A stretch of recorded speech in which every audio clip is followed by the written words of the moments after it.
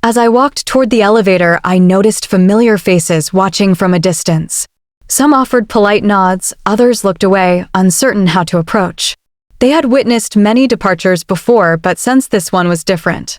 They saw the building reacting to a decision leadership thought would simplify their future, only to discover it had complicated everything. The silence in their gazes said more than any words. They understood that experience had left the building even before consequences began to unfold. I reached the ground floor and paused near the entrance. A security guard who had worked there as long as I had approached quietly and wished me well.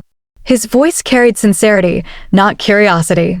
He knew I did not need encouragement. He also knew the building needed more of what I carried than I needed from it. I thanked him and stepped outside into the open air. The world continued as if nothing extraordinary had happened, yet something in me felt restored rather than diminished. I walked to a nearby park and sat on a bench overlooking a small pond. I opened my notebook and reviewed the final notes I had written in it. They were not about revenge or disappointment. They were reminders to myself about boundaries I had ignored, about clarity I had postponed, and about choices I needed to confront. Leaving the company had revealed truths that had been quiet for years. I realized I had accepted burdens that were never mine alone. I had protected systems without insisting others understand them. I had allowed leadership to assume stability existed without effort. As I sat there watching the surface of the water ripple, I understood that what I carried with me was not bitterness. It was confirmation. The company had made its choice, and the consequences had followed not because I acted against them, but because I refused to interfere with a structure designed to protect accountability. I had spent years building relationships with the agency, maintaining accuracy in documentation, and ensuring compliance. None of that work disappeared simply because someone believed my role was unnecessary. A few hours later, my phone buzzed with messages from colleagues attempting to understand what had happened. I responded kindly but briefly. They did not need explanations. They needed time to witness the truth unfold. Leadership would learn its lesson from the consequences already in motion. I carried no desire to correct them anymore. My responsibility had ended the moment they severed the connection they did not comprehend. I returned home that evening with a sense of closure. I had not taken money, recognition, or vindication. I carried something far more valuable for the next chapter of my life. I carried clarity about my worth, boundaries that would guide future decisions, and undeniable proof that preparation matters more than performance. I understood now that silence is not surrender. It is strategy. Quiet preparation outlives arrogance. If you are listening at this stage of life, I want you to hear this without hurry. Experience becomes clearer when spoken slowly. Years teach us that careers are built on more than ambition. They are built on observation, patience, and the quiet accumulation of understanding. Younger professionals chase visibility. Older professionals build structure. And structure, once created, does not disappear because someone decides to replace the person who designed it. It follows the person who carried the responsibility long enough to understand its weight. That truth does not become outdated. It becomes sharper with time. There comes a moment in every long career when you realize that relevance is not something you chase. It is something you carry. Institutions often forget this. They look at age and mistake it for limitation. They look at confidence and mistake it for competence. They favor speed over wisdom and presentation over depth. If you have crossed 50, you have watched this pattern repeat across different companies and different leaders. What they fail to see is the quiet leverage built by years of consistency. They measure value through titles. You measure it through impact. You have lived through reorganizations that promised transformation and delivered confusion. You have watched talented people leave because leadership believed enthusiasm could replace memory. You have sat in meetings where someone insisted they understood everything after reading a single page. You remained silent not because you lacked answers, but because you could already see the path their decisions would take. Age gives clarity that cannot be taught. It also gives restraint. Not every mistake needs to be prevented. Some lessons require unfolding. There is power in allowing systems to reveal the truth. When structures are built properly, they speak louder than any argument. You do not need to prove what you know. Time proves it for you. Younger colleagues may mistake your silence for passivity, but silence can be intentional. Silence can be strategic. Silence can be the boundary that keeps you from carrying burdens that no longer belong to you. Those who have spent decades inside complex environments understand that success often comes from knowing when not to intervene. You have also learned that leverage is rarely loud. It lives in understanding processes others overlook. It lives in recognizing patterns before others notice them. It lives in the trust you earned by showing up consistently long after the excitement of a new initiative faded. Leverage is built in the moments people forget to observe. It is built in the details others skim. It is built quietly, which is why so few people recognize its strength until they need it. So when someone younger, louder, or more confident believes they can replace you without understanding what you maintained, do not rush to explain yourself. Let the system speak. Let documentation speak. Let history speak. You have earned the right to step back and let reality reveal what your presence once protected. You are not obligated to rescue those who undervalued your experience. You are not responsible for shielding them from the consequences of their decisions. This is not about revenge. It is about recognition. It is about understanding that wisdom is not an accessory to an organization. It is its foundation. And when a foundation is removed, the structure eventually shows the gap. Those who dismissed your value will learn, not because you argued, but because their assumptions collapsed under the weight of everything they refused to see. If they replace you without understanding you, let them discover you through consequences. There was a period when leadership considered rebuilding everything from scratch. A large consulting firm presented glossy diagrams and promised modern frameworks that would replace the legacy system within a year. They underestimated the complexity by several magnitudes. After months of delays, cost overruns, miscalculations, and a near-complete breakdown of recurring revenue flow, they quietly recommended keeping the existing structure and reinforcing it instead. I was asked to lead that reinforcement. The company regained its stability not because of a redesign, but because the legacy code held firm once it was understood. Every part of that system had a reason for existing. Some functions were born from urgency, others from legal compliance, others from protecting client trust. Nothing in it was arbitrary. Nothing was decorative. When the CEO's son accused it of being outdated, what he actually revealed was that he had never witnessed the cost of downtime. People who have never carried the weight of a failing system assume simplicity is a universal virtue. People who have lived through real failures know that durability matters more than aesthetics. The system did not need applause. It needed stewardship. It needed someone willing to remember why each decision had been made and how each component behaved during crisis. That was the true purpose of the code. It was not a masterpiece. It was a shield. And like all shields, it only looked unnecessary to the ones who had never seen what it protected the company from. The shift in leadership did not arrive with speeches or celebrations. It arrived quietly, almost politely, on a Tuesday morning when the CEO announced he would be stepping back for health reasons. Many expected a transition period, a thoughtful handover, maybe even a few months of shared oversight. Instead, his son appeared in the executive wing before noon, shaking hands, issuing brief statements, and promising a new era of innovation. He moved with the energy of someone who believed momentum alone could compensate for the weight of experience. People welcomed him with enthusiasm because they mistook youth for certainty and certainty for vision. By the end of that first week, the rhythm of the entire department had changed. Meetings were shorter, but the decisions inside them were larger. He dismissed long discussions as hesitation and treated reflection as resistance. He spoke of modernization in a tone that suggested the past was an inconvenience rather than the foundation that had kept the business alive through several economic downturns. Everyone who raised concerns was told the company needed to move forward. Those who attempted to explain historical constraints soon realized that history no longer had value unless it could be reduced to a slogan. One of his earliest actions was to reorganize the engineering teams. He placed the newest hires at the center of key projects and assigned more experienced developers to tasks that required minimal oversight. He believed seasoned staff slowed progress with their caution, and he viewed caution as a flaw.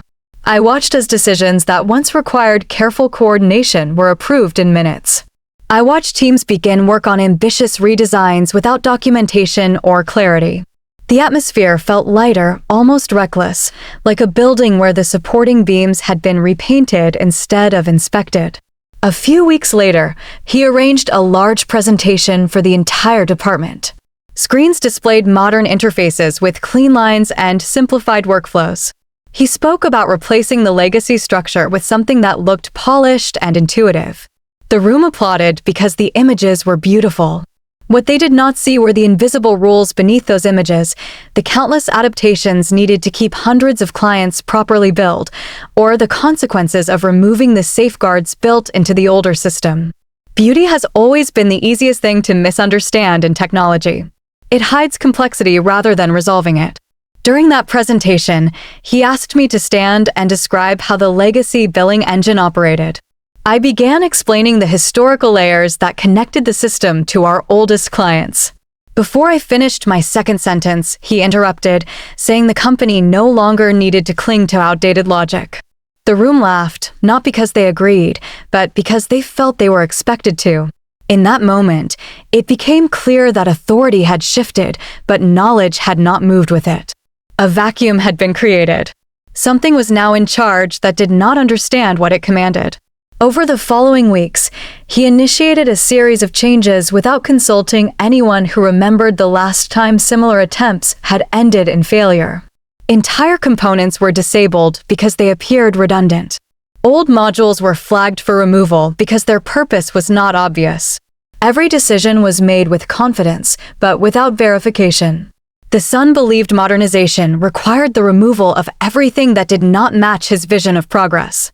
He never asked why those pieces existed. He never learned what they protected.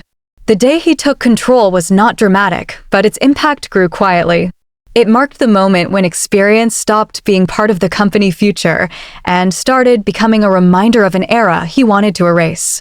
Authority changed hands that day, but understanding stayed exactly where it had always been, waiting patiently for someone to notice its absence. The day they let me go began like any other, which is often how turning points disguise themselves. Nothing in the morning hinted at change.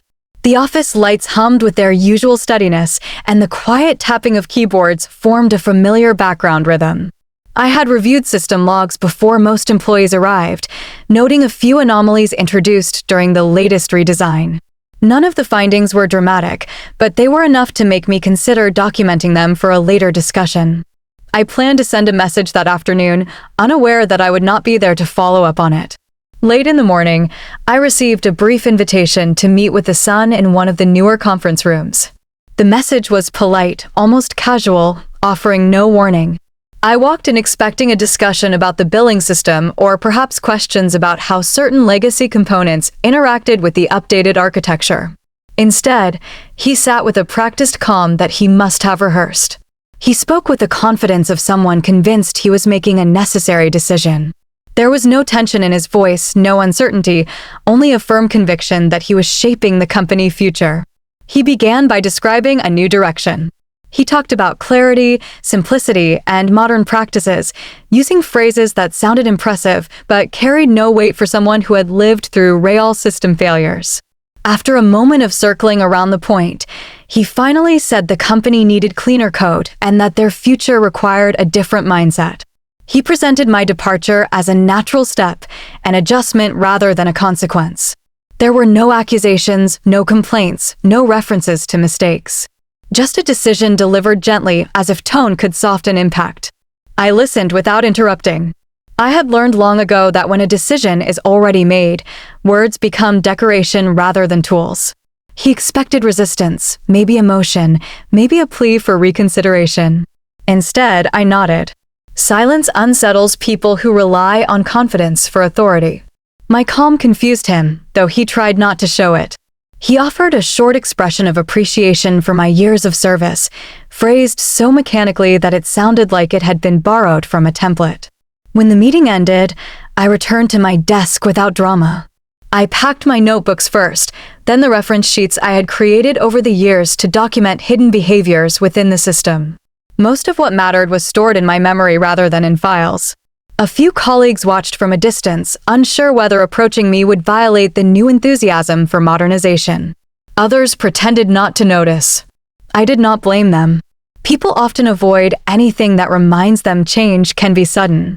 As I cleaned out the last drawer, I glanced at the screen one more time. Error logs continued to populate quietly. They were not urgent yet. They were whispers, early signs that the new configuration lacked stabilizers the sun did not know existed.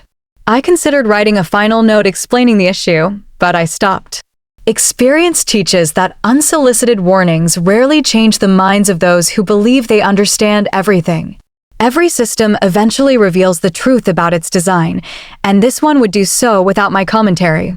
Walking out of the building, I felt no anger. Anger implies surprise, and nothing about that moment surprised me.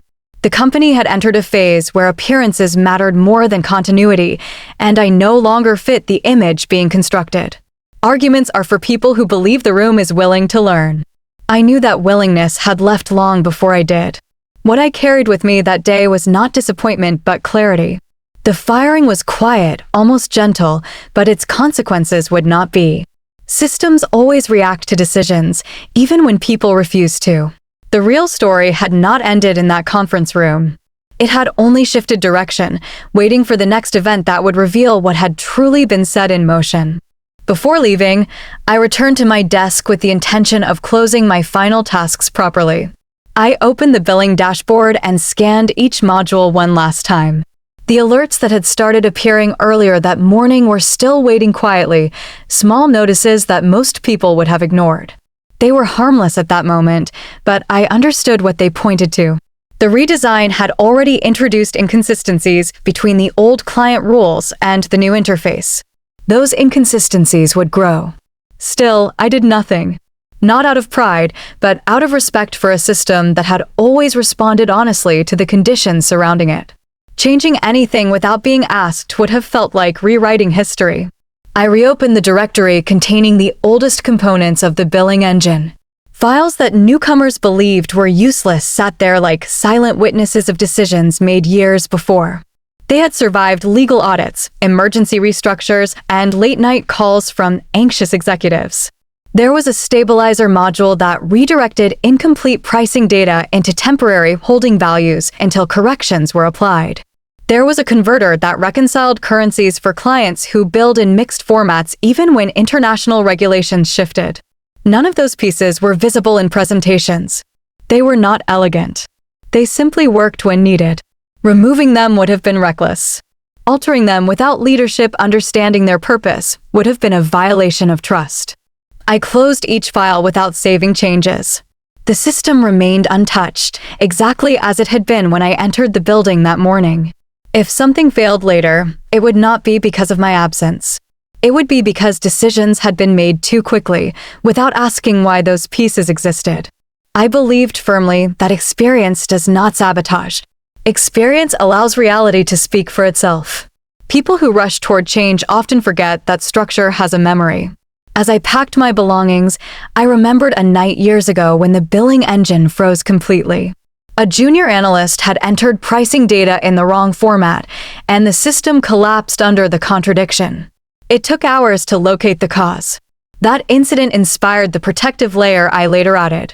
That layer, the one the CEO's son wanted removed because it looked unnecessary, had prevented dozens of similar breakdowns. Watching it sit quietly on the screen felt like looking at a lock protecting a door no one remembered installing. I left it in place. I trusted the logic, not the management. Before shutting down my computer, I checked the system logs one final time. There were timestamps showing unsuccessful attempts to disable certain components. They had not succeeded yet, but they would keep trying. The son wanted modernization to be visible. If something looked old, he assumed it was irrelevant. He believed design alone could guarantee stability. I knew better. Stability is earned, not drawn on a whiteboard. As I walked out of the office, I carried no copies of the code, no secret documentation, and no private backups. I left everything behind because it belonged to the company, not to me. What I kept was knowledge, the kind that cannot be stored on drives or removed through policy. I knew how the system behaved when stressed. I knew how it responded when logic was removed. Most importantly, I knew what would happen if safeguards were dismissed as clutter. I did not warn anyone. Warnings only work when people respect the voice that gives them. In that building, my voice no longer held value. Silence felt more appropriate. It gave room for decisions to reveal their consequences. Systems, like people, expose truth when left alone. As the door closed behind me, I understood that my absence would not break anything. But the decisions made in my absence would. Experience steps aside not to punish, but to observe how quickly confidence changes when structure begins to speak. The first sign that something had shifted arrived without urgency. Early on a Monday morning, a representative from one of our oldest clients called the accounting department with a polite question. Their monthly invoice had arrived, but the total owed was listed as 1 cent. The representative assumed it was a formatting glitch created during the transition to the new interface. Nothing in their history suggested such a number could be correct.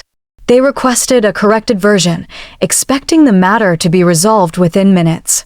The department assured them it would be fixed immediately and reissued the bill with confidence. When the new invoice generated, it displayed the exact same amount, 1 cent. The accounting team tried updating the billing cycle. They attempted manual recalculation. They even printed the invoice as a PDF to check whether the viewing platform had misinterpreted the information. Nothing changed. The number remained the same, sitting in the total column like a quiet question the system refused to answer. The issue was escalated to the lead analyst, who began reviewing the data manually. She compared the raw consumption logs with the pricing tiers. Everything appeared normal. The client had used the expected services, generating a substantial bill as they did every month. Yet the invoice still reduced all charges to a minimal placeholder. This anomaly confused her because the system was not random. It was consistent. When it behaved in a pattern, it was always following a rule. She just could not see the rule yet. Later that morning, she contacted the engineering team assigned to modernization. They searched through the new interface layers, but found nothing that could explain the reduction. They believed the error originated deeper, likely within the legacy structure they had not fully reviewed. With hesitation, they attempted to trace the old code paths. Many of the modules they examined looked unfamiliar, mostly because they had never taken the time to understand why those pieces existed. They noted fragments of logic, but could not interpret their purpose. By noon, a small group gathered in a meeting room to discuss the problem. The son joined the conversation through a video call. He dismissed the incident as a minor inconsistency caused by old architecture resisting modernization. He instructed the team to add temporary overrides that forced the system to recalculate totals at full price. The analysts tried the override, but the system rejected it. The underlying logic firmly insisted on the 1 cent value. It was not an error. It was a decision. Throughout the afternoon, similar calls began arriving from other long-term clients. All of them reported identical invoices with the same 1 cent total. None of the new clients had issues. Only those with historical contracts were affected. That distinction should have been a clue, but the modernization team continued searching for superficial causes. They believed the problem could be solved by correcting a single line or adjusting a recent configuration. They did not consider that the system was enforcing a rule they had unknowingly disrupted. As the number of affected invoices increased, the atmosphere in the accounting department shifted from confusion to concern. Revenue for the entire billing cycle looked drastically reduced. Analysts began to understand that this issue was no longer a minor glitch. It was a structural reaction. The billing engine was behaving exactly as it had been designed to behave when necessary data was missing. The modern interface had failed to feed it the values required to sustain historical pricing agreements. By the end of the day, the Sun ordered a complete halt on invoice distribution until the issue was resolved. The silence that followed was heavier than any announcement. 1 cent had never carried so much weight. It was the first whisper of what the system had been trying to reveal all along. The second invoice surfaced only an hour after the first, routed through a different regional office that believed they were handling an isolated problem.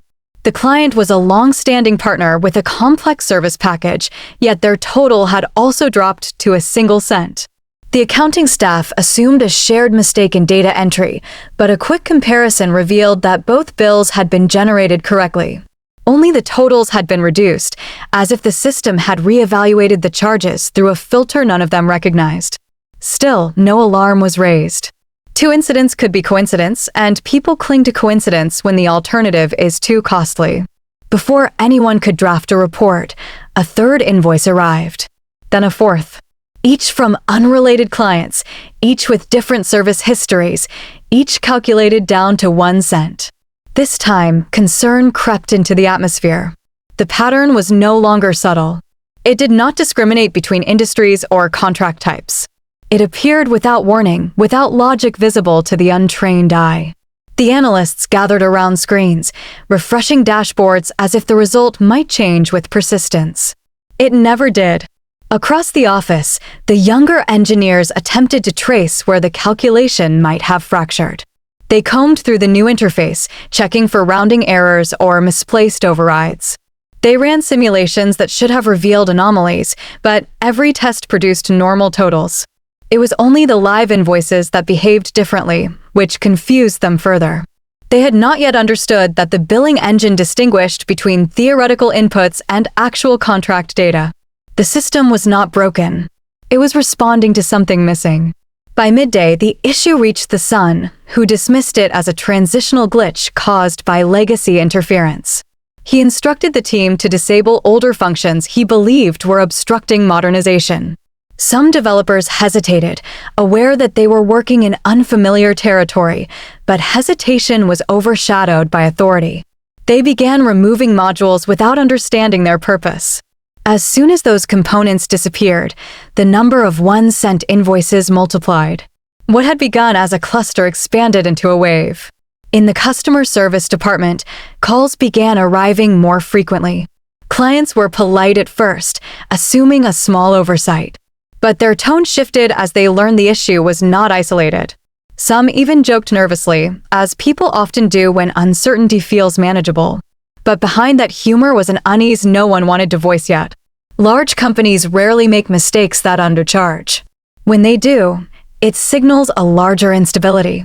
The analysts finally attempted to backtrack through the legacy code, but their access had already been restricted during the modernization push. Files that once explained exceptions were archived without labels. Notes written to future developers were dismissed as clutter and removed. The clues were gone, leaving behind a maze with no map. The team realized that what they were facing was not a display issue, not a miscalculation, and not a corrupt file. It was a consistent and deliberate response rooted deep within the logic they had erased. As the afternoon progressed, the financial dashboard displayed an unmistakable pattern. Every client with a historical contract was billed 1 cent. Newer clients remained unaffected. That distinction spread through the office like a quiet revelation. The system was applying a fallback designed to prevent overbilling when contract logic became incomplete. It was not failing. It was protecting the only thing it trusted. By late afternoon, worry replaced confusion. Managers gathered behind closed doors, their whispers contradicting their earlier confidence. The pattern was undeniable. It was steady, controlled, intentional. Not one person considered that the engine was simply following rules designed long before the Sun had taken over. Panic still had not arrived, but the fear of its approach settled over the office like a shadow. Patterns speak long before consequences appear, and this one was only beginning its sentence. The emergency meeting was scheduled within minutes of the financial dashboard, revealing the scale of the problem. People rushed toward the conference room with the urgency of individuals who sensed something was slipping beyond their control. Screens were pulled up, numbers flashed in red, and revenue projections collapsed in real time. I was not invited, yet I knew exactly what the room looked like. Years of experience had shown me that when a system behaves in ways people do not expect, panic arrives disguised as forced calm. Leaders straighten their jackets. Analysts whisper among themselves. Conversations begin with confidence and end with confusion. Inside that room, the Sun sat at the head of the table, surrounded by department heads who had spent the morning trying to explain the rash of 1 cent invoices. They began by summarizing the pattern, hoping to present the situation as a temporary imbalance. But the more they spoke, the clearer it became that no one understood what triggered the fallback mechanism. They repeated phrases such as isolated incident and temporary mismatch, but the charts on the screen contradicted every attempt to minimize the issue. Revenue for the upcoming quarter was evaporating in front of them. Once the initial explanations faltered, questions began to rise. The marketing director asked whether the modernization project had overwritten essential billing parameters. The chief financial officer asked whether regulatory risks were involved. The compliance officer asked whether clients might accuse the company of manipulating totals to conceal something larger. Each question hung in the air without an answer. The engineers who had supported the redesign attempted to reassure the executives, but their words lacked weight. They had not studied the legacy logic in depth. They had only replaced the parts they believed were unnecessary. The Sun tried to regain control of the conversation by asserting that the issue stemmed from outdated architecture resisting modernization. His tone held the confidence of someone who believed problems were merely interruptions to be pushed aside. But as screenshots filled the displays, contradicting his assumptions, the executives began looking toward the engineers instead of toward him. Leadership, when shaken, instinctively seeks the closest source of clarity. No clarity was available. One engineer hesitated before stating that the missing outputs corresponded to modules that had been flagged for removal. His voice revealed uncertainty he had not shown earlier. Executives asked what those modules contained, but he could not answer. They asked who had created them. Someone whispered my name. The room fell back into silence, this time heavier than before. My absence was suddenly very present, not because of who I was, but because of what they no longer understood. The Sun insisted that anything linked to legacy structure had no place in the future of the company. But another engineer spoke up, pointing out that the clients affected were exclusively those with long-standing contracts. That detail shifted the atmosphere. Executives knew that historical agreements carried legal weight. Any failure to meet those terms could trigger audits, penalties, and contract losses. The realization spread through the room like a slow-moving crack across glass. A proposal was made to roll back the modernization changes temporarily. But the engineers admitted that several components removed earlier in the week had not been documented before deletion. Reversing the changes would take time. Rebuilding them would take longer. Guessing their purpose would be dangerous. This was the moment when they finally understood that modernization without comprehension is not progress. It is risk. As the meeting continued, voices grew tighter and the executives exchanged looks that revealed a growing fear. They were not facing a glitch. They were confronting a system that had lost the logic required to calculate millions in revenue. Someone suggested contacting me, but the Sun dismissed the idea, insisting the company needed independence from outdated practices. His resistance only increased the tension, and the room split silently between loyalty and survival. The meeting ended without resolution. They left with stacks of unanswered questions and the uncomfortable knowledge that the only person who understood the structure they had dismantled was the one they had already sent home. Long before anyone in the modern team arrived, the billing system had already lived through several eras of corporate change. Its architecture carried scars from past crises, mergers that never fully aligned, and client agreements that contradicted one another in small but dangerous ways. When I first inherited it, the engine was fragile. It calculated millions in revenue, yet it was built in a time when no one imagined such scale. That fragility forced me to create a translation layer capable of catching mismatches before they caused overbilling. It was not glamorous work. It was protective work. And it existed because mistakes in billing do not simply inconvenience clients. They break trust, trigger investigations, and sometimes end partnerships entirely. The translation layer monitored every invoice that passed through the old system. When it detected missing data, conflicting rules, or gaps in the pricing chain, it stepped in. Instead of allowing the engine to force a calculation by guessing values, it redirected the entire invoice into a placeholder amount of 1 cent. That single cent was not a random choice. It was a legally acceptable charge that allowed the invoice to be issued without violating client agreements. It acted as a shield, ensuring that the system never billed beyond what the data could justify. In years of operation, that safeguard prevented multiple failures the company never heard about. When the modernization project began, no one bothered to ask why certain functions existed. The son believed that anything lacking visual elegance was outdated. He looked at the translation layer and saw complexity without beauty. He saw conditions without commentary. He saw structure that did not fit into his narrative of progress. So the team removed it. They called it unnecessary. They believed the system would behave like the sleek diagrams on their presentation slides. They forgot that diagrams are promises, while legacy systems are survivors. The moment the translation layer vanished, the billing engine continued functioning exactly as designed, but without the logic required to resolve incomplete paths. The system looked for pricing data that no longer existed. It searched for rules that had been removed. It reached for information the new interface failed to provide.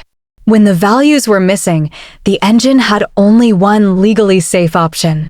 It triggered the fallback mechanism and assigned one sent to every affected invoice. Not because it was broken, because it lacked the instructions it once relied upon. Inside the company, panic grew as the pattern expanded. But for me, watching from a distance, the situation was painfully predictable.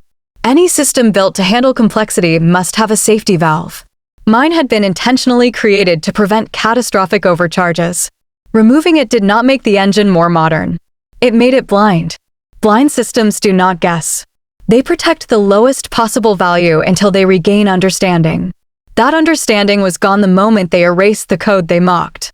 The executives in the emergency meeting could not comprehend why the issue appeared so uniform. They expected errors to be chaotic. But safeguards behave differently. They respond with consistency. They do not falter randomly. Their purpose is to ensure that when something breaks, it breaks safely. The 1-cent invoices were not errors. They were signals. The system was saying something urgent. It was declaring that the modernization had stripped away knowledge it needed to function. In many ways, the system remained loyal to the clients who had relied on it for decades. It continued protecting them even as the company failed to protect itself. It followed the only logic left to it, choosing caution instead of risk. The tragedy was not that the engine malfunctioned. The tragedy was that those in charge mistook caution for collapse. They believed the system had betrayed them, when in truth, it had obeyed them exactly. That was why the system did what it did. Not out of rebellion. Out of loyalty to rules they never cared to understand. The moment my name entered the room did not come during the panic or during the rush to diagnose the problem. It arrived in the quiet stretch of the meeting when urgency had drained the confidence from every voice. The executives had exhausted all explanations. The engineers had repeated their findings without offering clarity. The son had delivered reassuring statements that no longer reassured anyone. The silence that followed felt like the room itself was waiting for someone to acknowledge what they all sensed but had not yet spoken aloud. Something essential was missing. Something they had removed without understanding. It was the chief financial officer who finally broke that silence.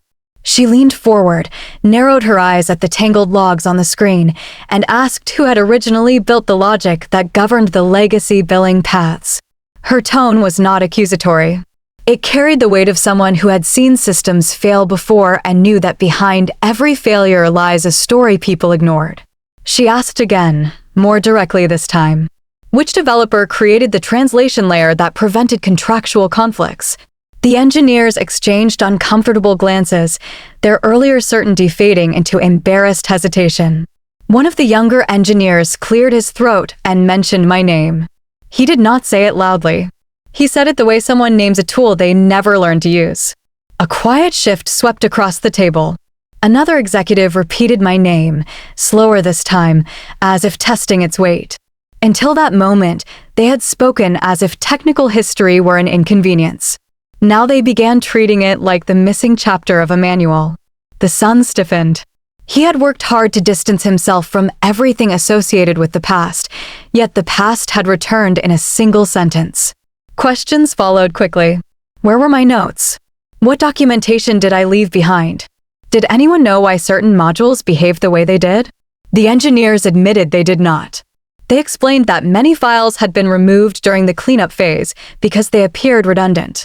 They tried to justify the deletion by referencing modernization standards, but the executives were no longer interested in explanations. They wanted answers. The system they relied upon was speaking a language none of them understood. As the questions intensified, the son attempted to shift the conversation away from legacy design and toward immediate solutions. He insisted the problem was temporary and that the team could reconstruct the missing components.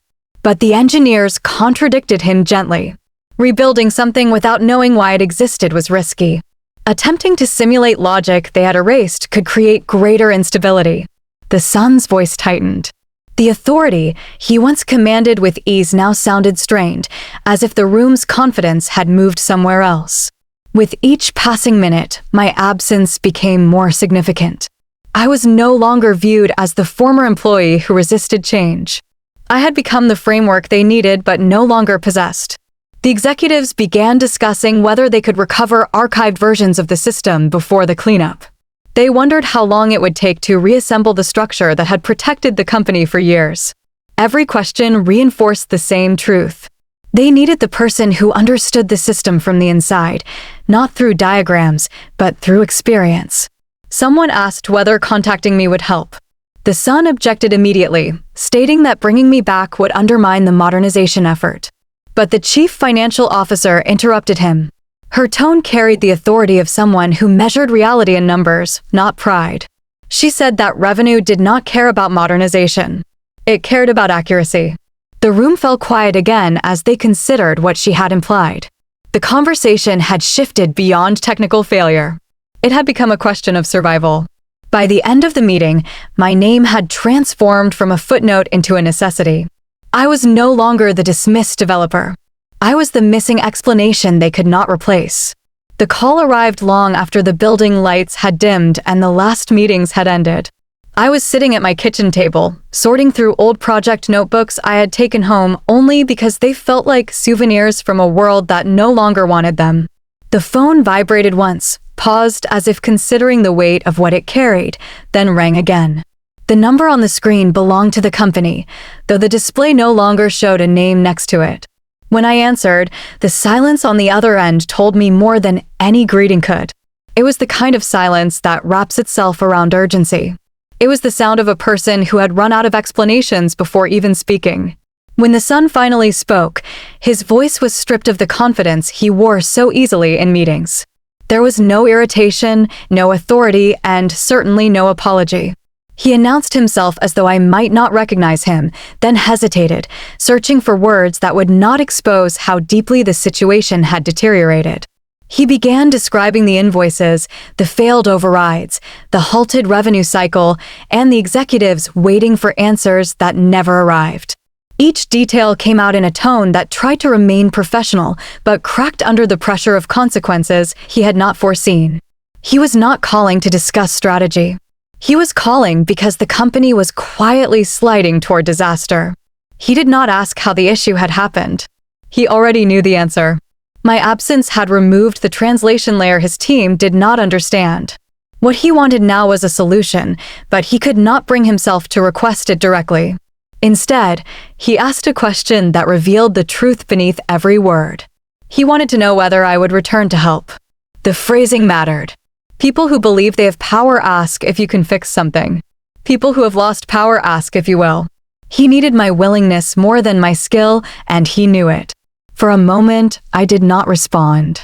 I let the silence settle so he could feel the difference between authority and dependence. He had removed what he considered unnecessary without asking why it existed. Now he was calling because the system had revealed the cost of his decisions. He attempted to fill the silence by explaining that the executives were preparing statements for clients and that the financial department was calculating worst-case scenarios. The company had not faced a crisis of this scale in years. He admitted that the board wanted immediate stabilization, but the team could not identify the missing logic.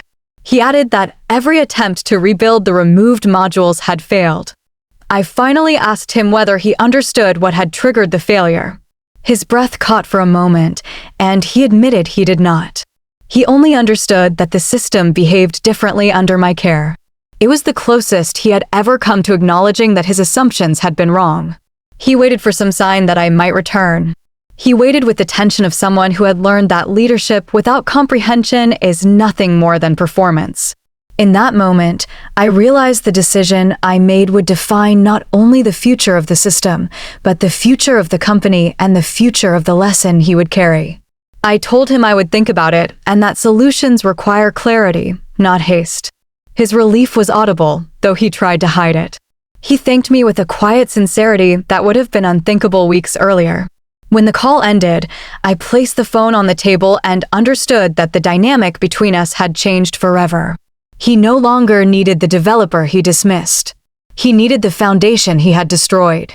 When I stepped out of the building on the day they let me go, I knew I was walking away from more than a job.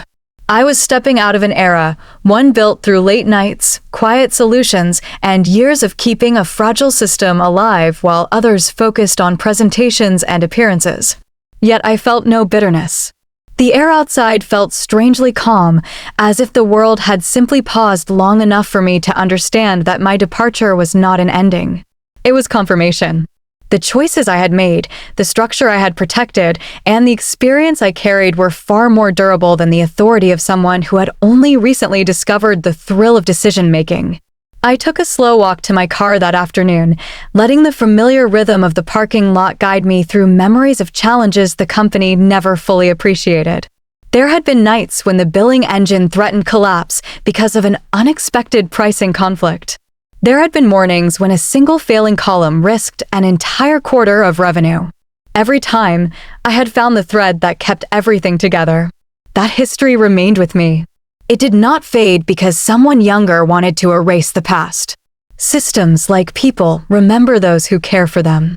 In the days after my departure, I revisited old notebooks filled with diagrams I had drawn to survive transitions no one else had documented. As I flipped through those pages, I realized how much of the system logic had lived not in the code, but in the decisions behind it. Those decisions were mine. They had been shaped by years of listening to cautious clients, navigating delicate regulations, and preventing small mistakes from becoming public disasters. That knowledge could not be discarded the way the sun discarded legacy files. It existed independently of titles, desks, and employee badges. What I carried with me was the understanding that preparation is not always visible. It works quietly, storing itself in layers of choices that become essential only when someone removes them.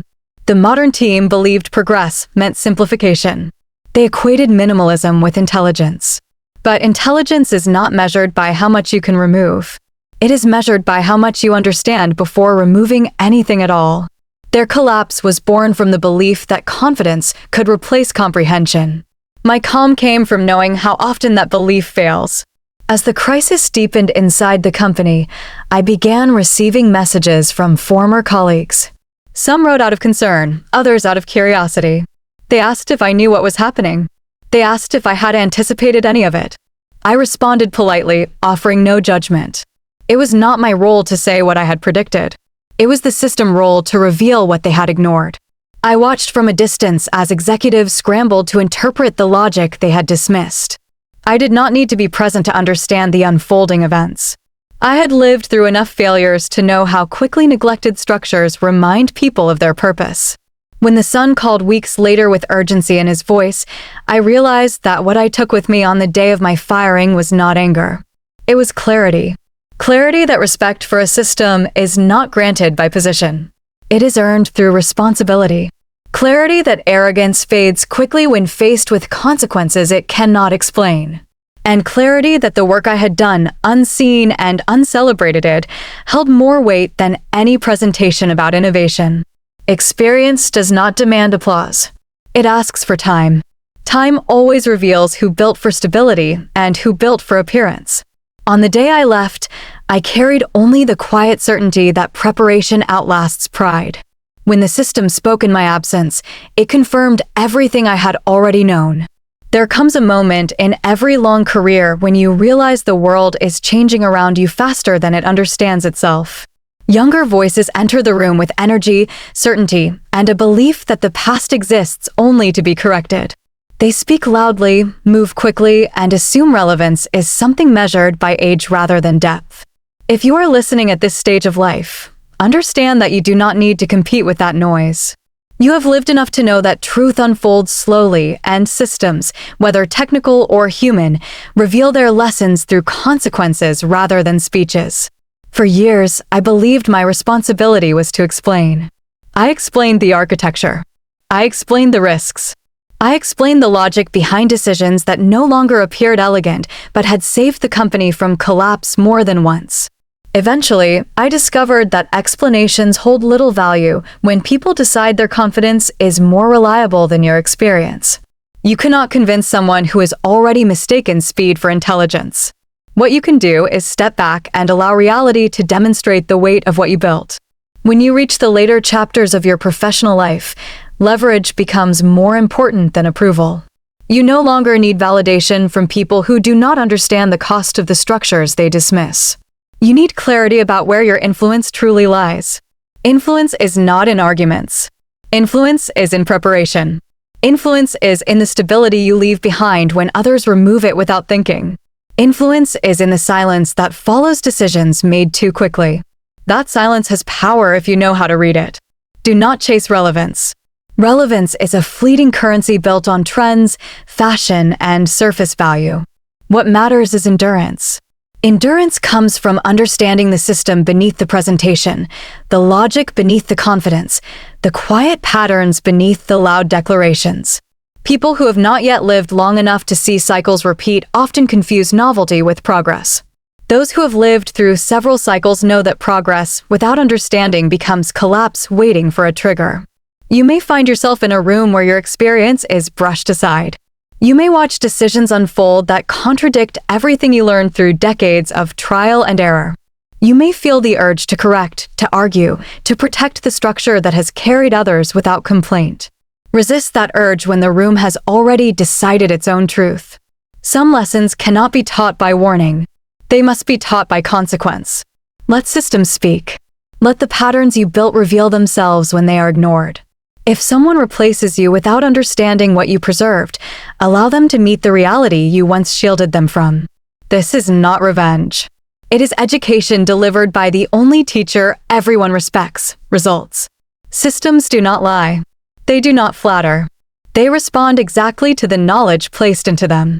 When knowledge is removed, the system shows it immediately. For professionals over 50, the greatest asset you own is not speed. It is perspective.